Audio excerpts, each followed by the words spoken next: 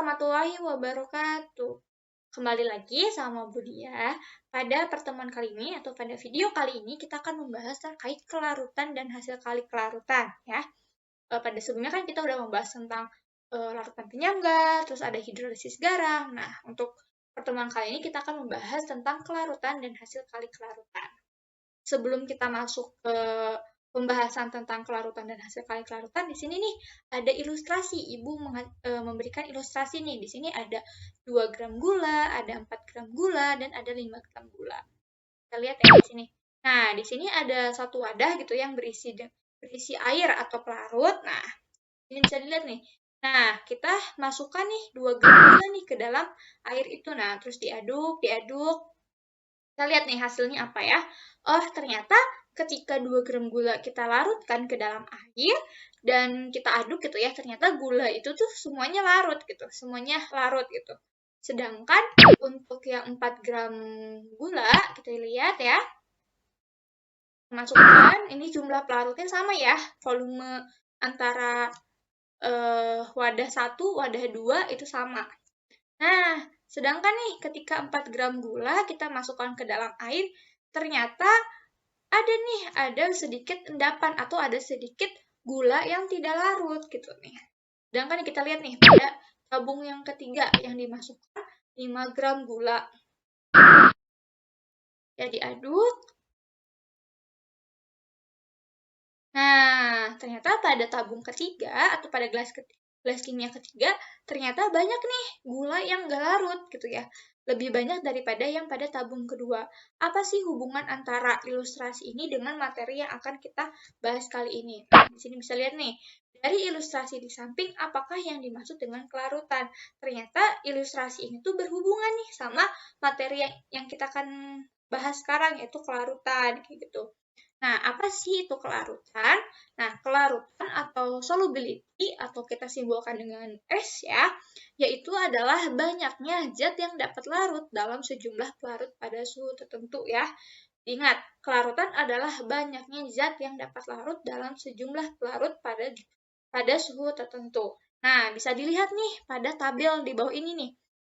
Tabel daftar kelarutan beberapa garam. Di sini ada beberapa senyawa garam, contohnya di sini ada AgCl, BaCrO4, PbSO4, ada MgCO3, dan ada CaOH 2 kali. Nah, bisa dilihat nih, pada garam-garam ini tuh memiliki nilai kelarutan yang berbeda-beda nih. Misalkan contohnya pada AgCl, dia memiliki nilai kelarutan yaitu 1,3 kali 10 pangkat min 5. Sedangkan untuk BaCrO4 yaitu punya nilai kelarutan yaitu 1,4 kali 10 pangkat min 5. Nah, dari tabel ini kita bisa simpulkan gitu bahwa ternyata garam-garam atau zat-zat tertentu tuh memiliki nilai kelarutan yang berbeda-beda gitu, yang berbeda dari satu sama lain seperti itu.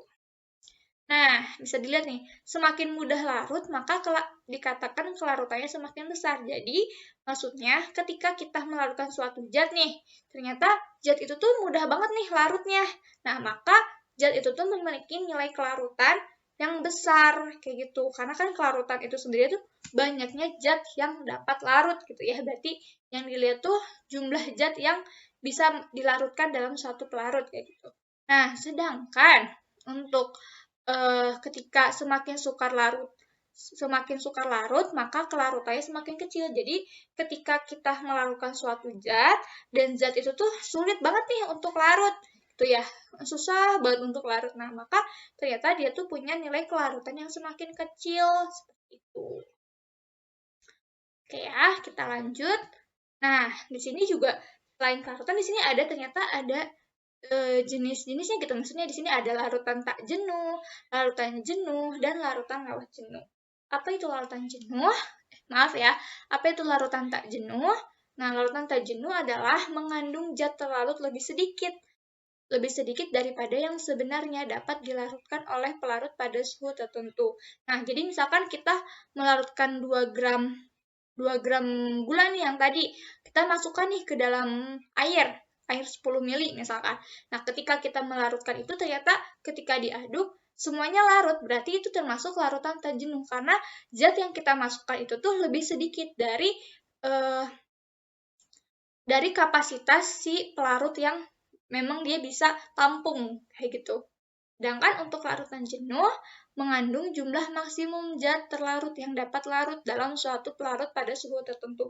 Jadi jumlah zat yang kita masukkan ke dalam pelarut tuh udah maksimumnya gitu, udah sampai batas maksimumnya banget, itu baru masuk dikatakan larutan tak jenuh. Kalau larutan larutan jenuh. Kalau larutan tak jenuh tuh ketika jumlah zat yang kita masukkan tuh lebih sedikit nih daripada kapasitas si pelarutnya. Sedangkan larutan jenuh tuh jumlah zat yang kita masukkan itu tuh udah bener-bener sampai batas maksimal dari kapasitas si pelarut yang bisa ditampung gitu, bisa ditampung oleh pelarutnya itu sendiri.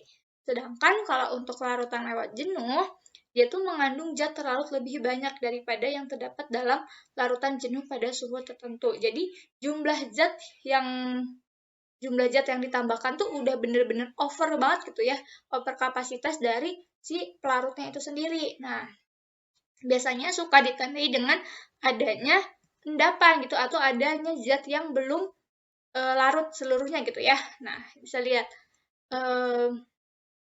atau juga ketika si zatnya itu belum larut, terus kita panaskan nih. Ketika kita panaskan, terus kita dinginkan. Ternyata ketika didinginkan, ternyata masih bisa terbentuk si endapan gitu, masih ada endapan-endapannya. Atau ketika kita bisa lihat nih dari gambar di sini, ini nih setelah dipanaskan gitu ya, terus digesek-gesek nih pakai batang pengaduk ya, ini atau tangkrus ya, sepertinya ini tangkrus gitu ya. Ketika digesek-gesek, ternyata terbentuk nih kristal-kristal. Nah, berarti larutan ini adalah larutan lewat jenuh gitu. Walaupun dia udah dipanaskan atau ya dia udah dipanaskan, ternyata ketika didiamkan atau digesek seperti ini, dia tetap menghasilkan kristalnya. Berarti itu udah termasuk larutan lewat jenuh karena sudah melebihi dari kapasitas yang bisa ditampung oleh si pelarut itu sendiri. Oke, kita lanjut ya. Nah, di sini kelarutan atau solubility atau kita simbolkan dengan S sendiri, itu tuh rumusnya yaitu N per V. N itu adalah mol, V-nya adalah liter, volume gitu ya, dalam satuan liter. Nah, umumnya kelarutan atau S gitu ya, dapat dinyatakan dalam mol per liter atau molar ya, atau M besar gitu ya. Akan tetapi kelarutan dapat pula dinyatakan dalam gram per liter atau miligram per liter. Oke, jadi jangan bingung ya kalau misalkan diketahui ternyata gram per liter atau miligram per liter itu tuh termasuk merujuk ke kelarutan. Oke, mari kita lanjut. Nah, di sini ada contoh soalnya nih untuk kelarutan. Nah, di sini sebanyak 4,35 mg dari senyawa Ag2CrO4 dia itu dapat larut dalam 100 ml air. Nyatakan kelarutan Ag2CrO4 tersebut dalam mol per liter. Mol per liter berarti sama aja dengan M besar ya, atau molar. Nah, di sini dengan nilai ARO-nya itu adalah 16, CR yaitu 52, dan Ag-nya adalah 108. Nah, jawab di sini, ada kelarutan itu sama dengan molaritas larutan jenuh, ya, yaitu S sama dengan N per V. Nah, kita ubah dulu karena massa Ag2CrO4 dalam bentuk miligram, maka kita ubah dulu nih ke gram. Jadi, setelah diubah, ternyata massa Ag2CrO4 yaitu 4,35 kali 10 pangkat min 3 gram. Nah, setelah kita tahu udah mengubah gramnya, ya, udah mengubah massa dari massa Ag2CrO4 dari miligram ke gram, kita cari molnya, ya, cari molnya. Mol dari Ag2CrO4. Nah, untuk mencari mol, bisa menggunakan rumus mol sama dengan massa per mR. Massa per mR. Nah, maka di sini massa Ag2CrO4-nya adalah 4,35 kali 10 pangkat min 3 gram per mR Ag2CrO4-nya adalah 332 gram per mol. Nah, maka didapatkan molnya adalah mol dari Ag2CrO4 yaitu 1,31 kali 10 pangkat min 5 mol. Gitu. Dari mana untuk cari mR? Nah, ini kan diketahui AR-nya nih. Ini tinggal dijumlahin aja. Misalkan di sini karena Ag-nya ada 2, maka di sini nanti 108 dikali 2. Terus sini kan ada CR, berarti 52. Terus O-nya ada 4, berarti 16 kali 2 berapa? Nanti tinggal hasilnya dijumlahkan, nanti mendapatkan nilai MR dari Ag2CrO4. Seperti itu. Nah, setelah kita dapatkan molnya, kita baru masuk ke membuat mencari kelarutan atau S-nya. Kan tadi kita tahu gitu ya, rumus S adalah N per V atau mol per volume ya.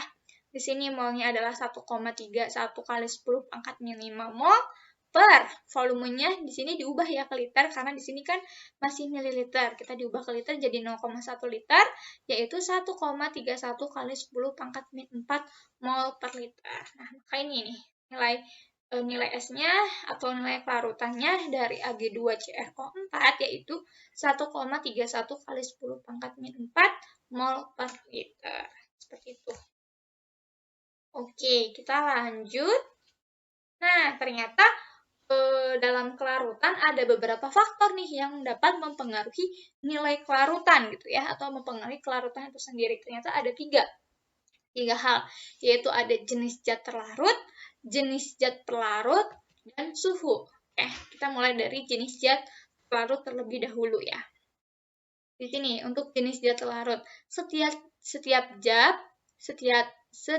zat gitu ya mempunyai harga kelarutan yang berbeda-beda pada suatu pelarut. Tadi Ibu udah bilang gitu ya bahwa ternyata setiap zat atau setiap garam tuh mempunyai nilai kelarutan atau harga kelarutan yang berbeda-beda pada suatu pelarut. Jadi kan berbeda gitu. Misalkan pelarut A dengan pelarut B itu akan berbeda juga gitu nilainya walaupun zatnya sama. Pada umumnya, semua senyawa ion dan asam mudah larut dalam air kecuali beberapa asam berikut, yaitu ada H2S, H2SiO3, H3ASO4, dan H3SbO4 ya. Jadi tidak semuanya senyawa ion atau senyawa asam gitu dia tuh bisa larut dalam air gitu. Ternyata ada beberapa senyawa asam yang tidak mudah larut gitu ya atau sukar larut di dalam air. Contohnya seperti tadi H2S dan sebagainya. Gitu. Sedangkan untuk yang kedua, yaitu ada jenis zat pelarut. Nah, pelarut ini dapat dibedakan menjadi dua jenis, ada pelarut polar dan pelarut non-polar. Nah, pada umumnya nih, ketika kita ada senyawa polar, dia tuh akan mudah larut pada pelarut polar. Sedangkan untuk senyawa non-polar, dia akan mudah larut pada pelarut non-polar. Jadi, polar dengan polar, non-polar dengan non-polar.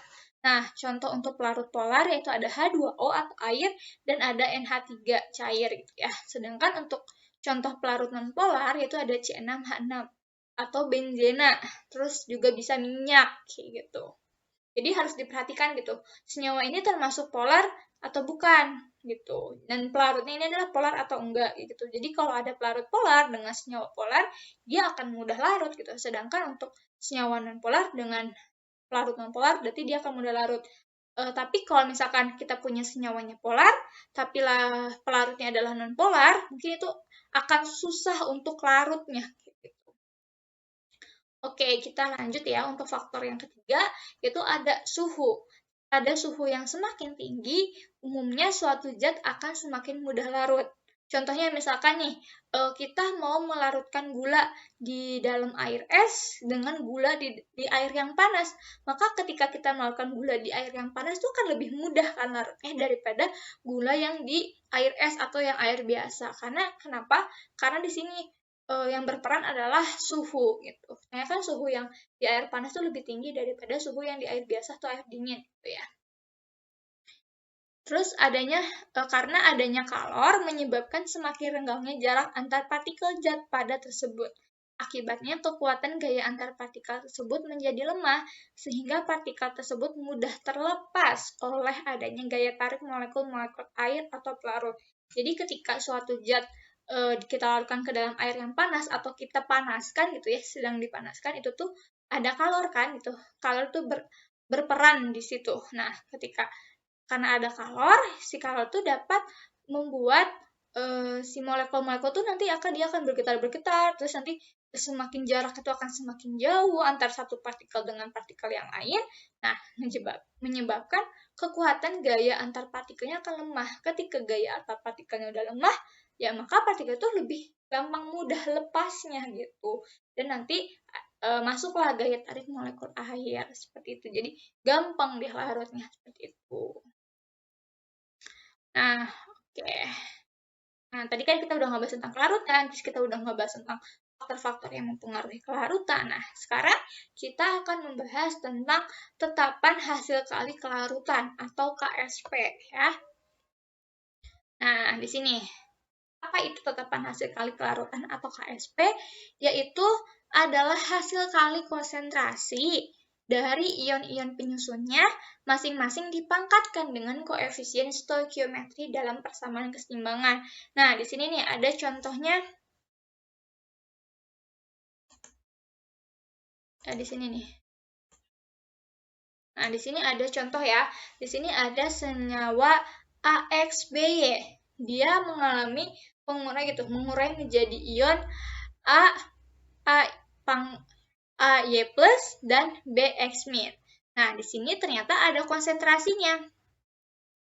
Kan di sini karena di sini kan AXBY. Nah, maka untuk ion A gitu ya, ion A dengan muatan Y plus gitu ya, dia tuh memiliki koefisien X di sini. Sedangkan untuk ion B dengan muatan X min, dia mempunyai koefisiennya di sini adalah Y. Nah, karena tetapan hasil kali kelarutan adalah hasil kali konsentrasi dari ion-ion penyusunnya, masing-masing dipangkatkan dengan koefisien stoikiometri dalam persamaan keseimbangan. Nah, koefisien stoikiometri ini tuh yang di depannya nih, yang kayak X, terus di sini kayak Y, ini adalah koefisien stoikiometrinya. Nah, maka untuk KSP dari senyawa AXBY yaitu ada ion A dengan muatan Y plus gitu ya, dipangkatkan oleh koefisiennya, karena koefisiennya X, maka di sini dipangkatkan dengan X, sedangkan untuk ion B itu tuh ya, untuk ion B dengan muatan X min, karena koefisiennya Y, maka yang dipangkatkan adalah Y-nya, seperti itu. Jadi sesuaikan dengan pengertian dari hasil kali kelarutan itu sendiri. Oke.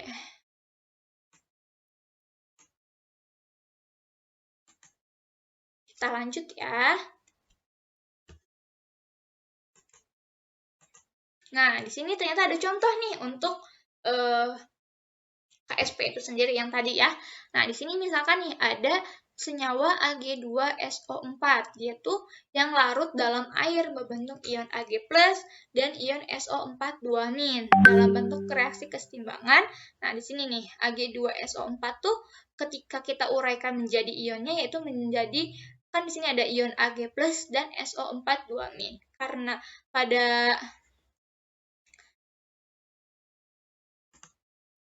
pada sebelah kiri nih di sini jumlah Ag-nya kan ada 2, maka di sini pun harus ada 2 Ag-nya karena harus timbang ya. Nah, di sini. Maka di sini untuk koefisien Ag-nya 2. Sedangkan untuk SO4 2- karena di sini ada 1, berarti dia koefisiennya 1. Di sini bisa ditulis satunya atau nggak ditulis pun nggak masalah untuk 1 ya. Tapi itu ini tuh udah menunjukkan bahwa itu ada 1 gitu. Nah, maka untuk KSP-nya, maka dari Ag plus pangkat 2 ya, Ag plus pangkat 2 dari koefisiennya kan harus setiap koefisien itu harus dipangkatkan, dan untuk SO4 2- tinggal tulis SO4 2-. Untuk KSP dari Ag2SO4. Mungkin dengan contoh akan lebih terbayang ya daripada yang tadi sebelumnya. Gitu.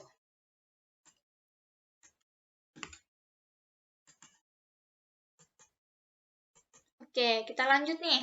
Nah, di sini ada KSP pada beberapa larutan. Nah, di sini ada contoh beberapa senyawa gitu ya. Misalkan di sini ada BaSO4, CaOH 2 kali, dan sebagainya. Di sini tuh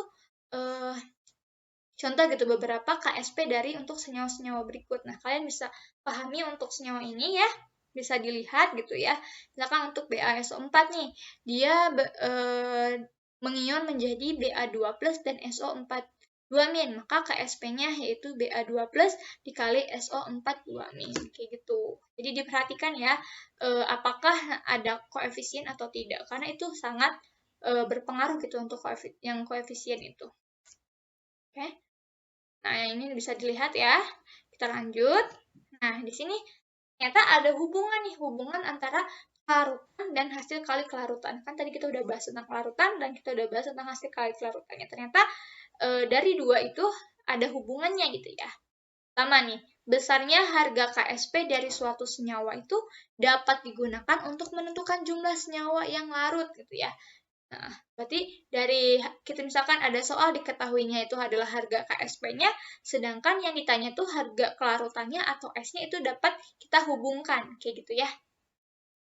Jadi kita bisa mencari nilai kelarutan dari harga KSP ataupun sebaliknya nih. Sebaliknya konsentrasi ion-ion yang ada dalam keseimbangan larutan jenuh atau kelarutan atau solubility atau S gitu ya, dapat digunakan untuk menentukan KSP senyawa tersebut. Seperti itu. Ini hubungannya ya. Nah, di sini nih ternyata ada contoh nih misalkan untuk zat padat dengan jumlah ion 2 atau N-nya sama dengan 2. Contohnya itu ada AgCl, AgBr, NaCl, NaF, dan lain sebagainya ya. Nah, nih reaksi keseimbangannya misalkan kita ambil AgCl ya. Nah, sini AgCl dia tuh bisa mengion gitu ya, mengion menjadi Ag+ dan Cl- karena di sini Ag plusnya koefisien 1, Cl-nya koefisien 1, maka disebut dengan suatu zat padat dengan jumlah ion 2 karena mereka sama-sama satu koefisiennya kayak gitu. Nah, misalkan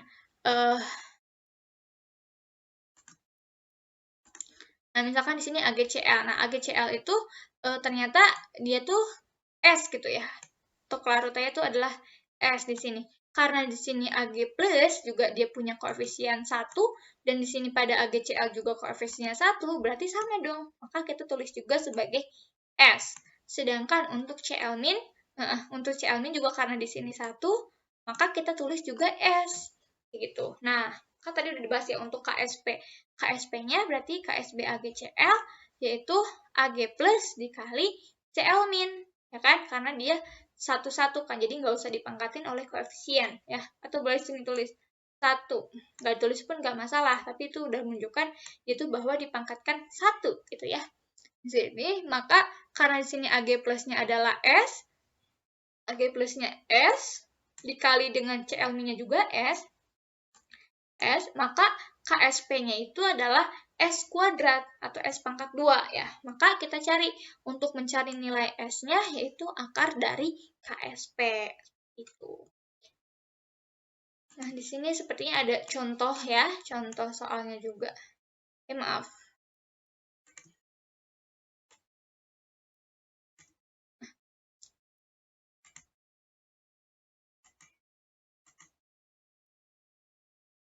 Nah, kita lanjut. Nah, di sini ada contoh soal nih.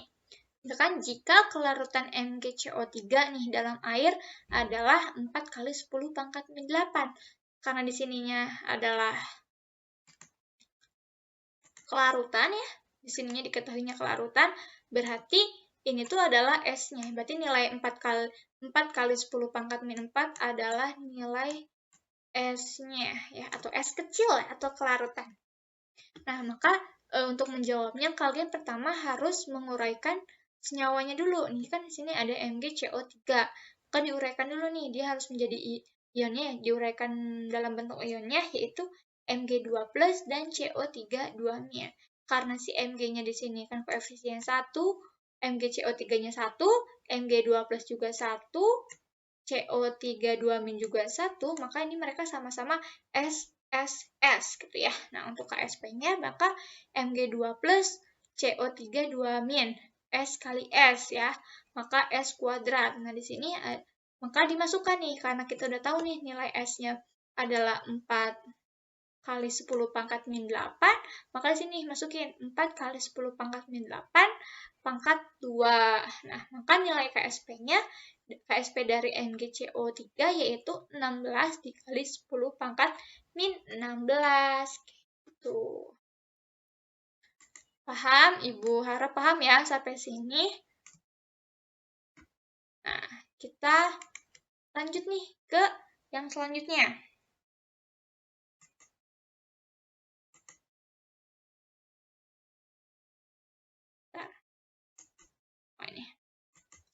Nah, ternyata ada contoh soal lagi nih. Kita lihat ya apa perbedaan contoh soal yang tadi sama yang ini. Ya. Kalau untuk contoh soal yang ini adalah jika diketahui tetapan hasil kali. Kalau yang tadi ternyata diketahuinya adalah kelarutannya atau S-nya, di sini yang diketahuinya adalah tetapan hasil kali kelarutan dari senyawa AgCl. Berarti yang diketahuinya adalah KSP-nya. KSP dari AgCl. Pada suhu 25 derajat Celcius dalam air adalah 1,6 kali 10 pangkat min 5. Maka kelarutan AgCl dalam air adalah, maka yang dicarinya adalah S-nya ya. S dari AgCl itu berapa? Sama cara pertama, kalian harus mengubah senyawa ini menjadi bentuk ionnya ya. Di sini ada AgCl. Dia mengubah ionnya yaitu adalah Ag+ dan Cl-. Karena di sini koefisiennya 1, 1 dan 1, maka dia cuma S aja. SS. Maka untuk KSP-nya Ag+ Cl-. S kali S, berarti S kuadrat. Karena yang diketahuinya adalah nilai KSP-nya, maka tulis di sini KSP-nya 1,6 kali 10 pangkat min 10 sama dengan S kuadrat. Maka untuk S-nya yaitu akar dari 1,6 kali 10 pangkat min 10. Maka yaitu nilai S-nya adalah 1,26 kali 10 pangkat min 5 mol per liter. Maka ini kan udah sesuai tadi Ibu bahas tentang hubungan ya. Hubungan antara kelarutan dan hasil kali kelarutan. Jadi kita bisa mencari kelarutan dari nilai KSP ataupun sebaliknya. Seperti itu. Oke. Kita lanjut.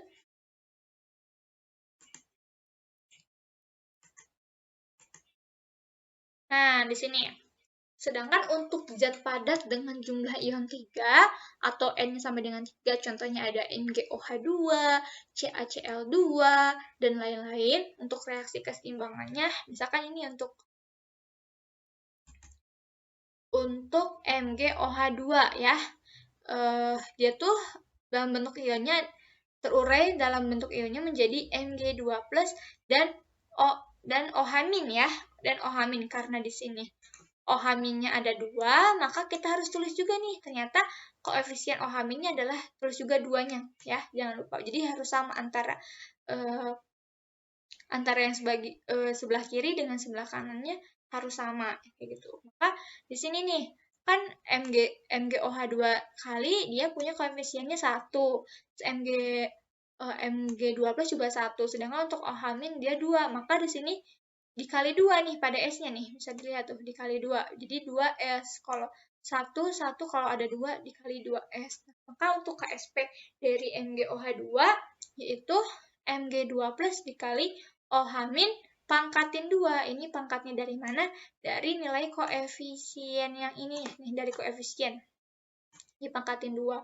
Nah, untuk S-nya berarti karena Mg2+ koefisiennya 1, di sini pangkatnya 1, kita tulis S. Sedangkan untuk yang OH- karena di sininya adalah 2S, maka kita tulis juga 2S. 2S. Karena dia punya koefisiennya 2, maka kita pangkatkan 2. Maka nilai KSP untuk MgOH2 yaitu 4S pangkat 3. Sedangkan untuk S-nya adalah akar 3 dari KSP per 4. Seperti itu. Oke. Paham? Mari kita lanjut ya. Kita lihat dari contoh soalnya. Sebentar ya. Oh ya, ini.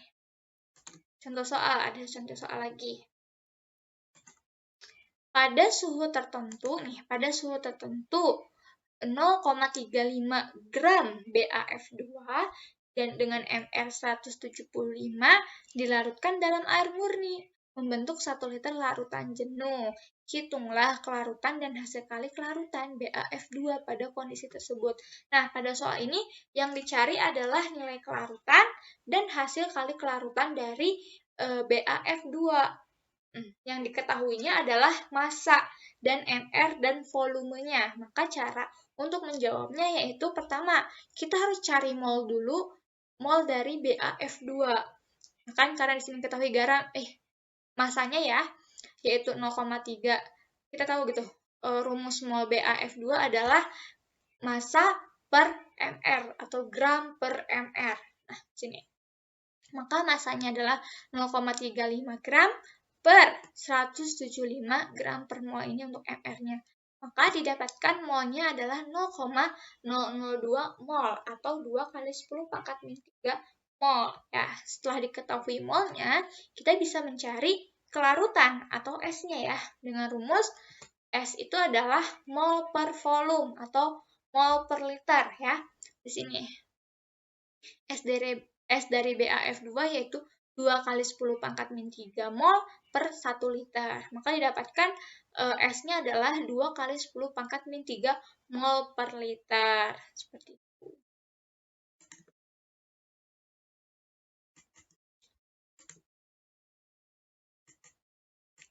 Nah, ini lanjutannya ya untuk yang tadi.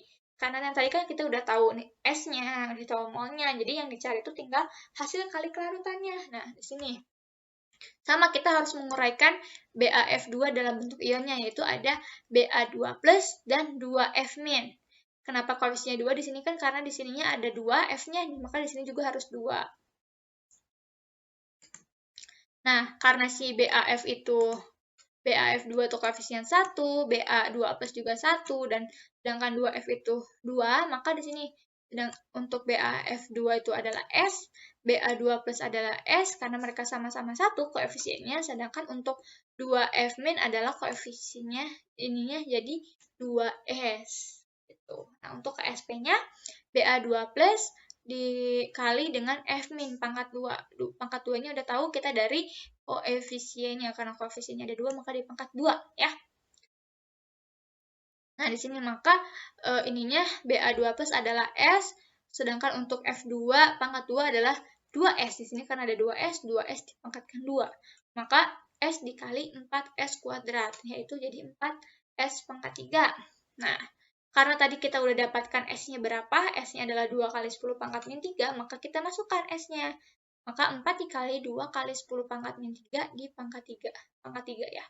Nah, dihitung-hitung, nih, ternyata didapatkan nih nilai KSP-nya yaitu 32 kali 10 pangkat min 9 atau 3,2 kali 10 pangkat min 8. Nilai KSP dari senyawa BaF2 yang awalnya diketahui gram, liter, dan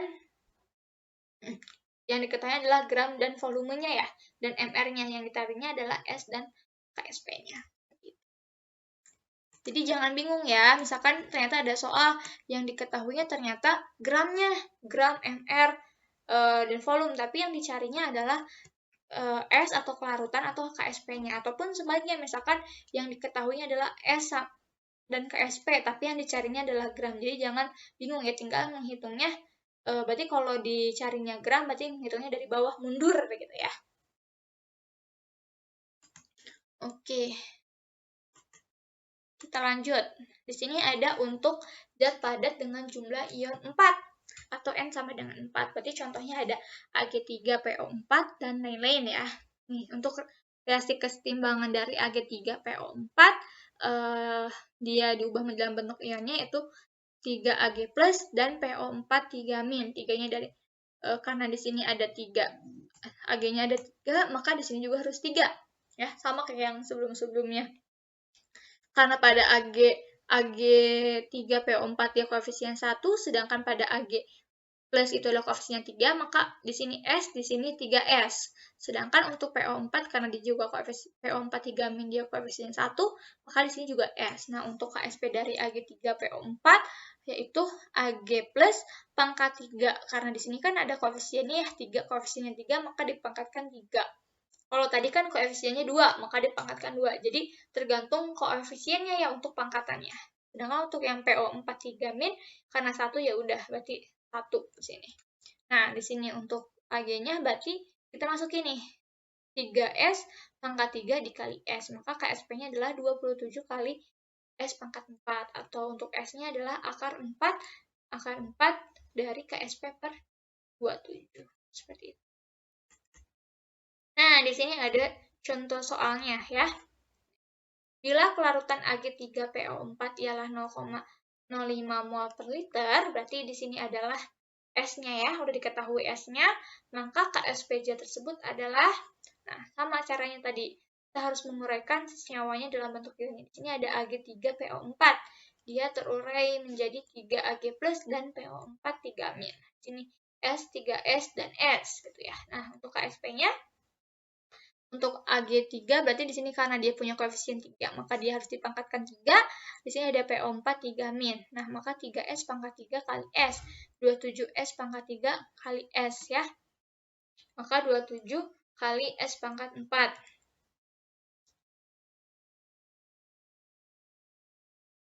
Nah, di sini maaf ya ada kesalahan. Harusnya di sini 5 kali 10 pangkat min 2 ya, karena kan 0,05 di sininya. Jadi di sini 2 gitu. 27 kali 5 kali 27 dikali S-nya adalah 5 kali 10 pangkat min 2. Pangkat 4. Nah, ini untuk hasilnya masih hasil ya, ini untuk hasilnya berarti ya. Nah, ini salah ya, karena tadi yang ini adalah 5 kali 10 pangkat min 3. Maka untuk hasilnya yaitu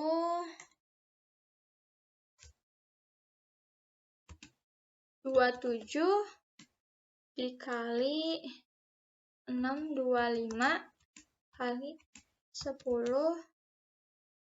pangkat min 12 ya. Salah, bukan min 12. 2 dikali 4 berarti min 8. Salah.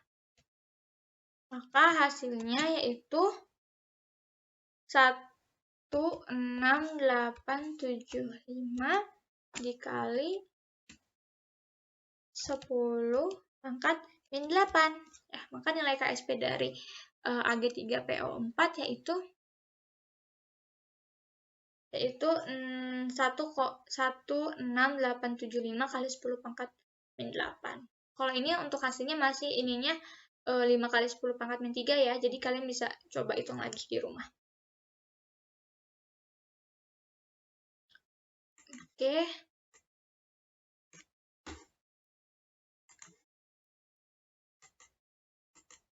Nah, oke.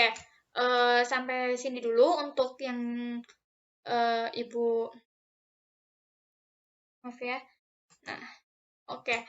Ibu harap gitu kalian paham terkait kelarutan, hasil kali kelarutan, dan hubungan antara kelarutan dan hasil kali kelarutan.